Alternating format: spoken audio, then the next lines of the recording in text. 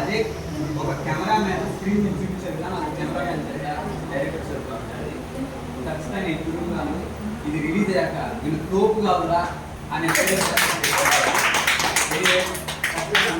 చేయాలి. మనంతా సినిమా వాళ్ళ సినిమాలు అవ్వాలి, మన ప్యాషన్స్ కోసం మనకి ఎన్ని కష్టాలు ఉన్నా ఎన్ని ఇబ్బందులు ఉన్నా అవన్నీ వదులుకొని అవన్నీ పక్కన పెట్టి మనకి సినిమా అవకాశం వచ్చినా ఒక షార్ట్ ఫిల్మ్ వచ్చినా ఒక చిన్న క్యారెక్టర్ వచ్చినా అన్ని వదులుకోవడం దానికోసం మనం అంటారు. అది మన ప్యాషన్. ఏదో దానివల్ల మనకేదో వచ్చేస్తుంది అనేది కాదు. మన ప్యాషన్ కోసం మనం పోరాడుతున్నాం, అందరూ కలిసికట్టుగా ఉంటాం, ఒక యూనిటీగా ఉండి ఖచ్చితంగా సాధిస్తాం మనం.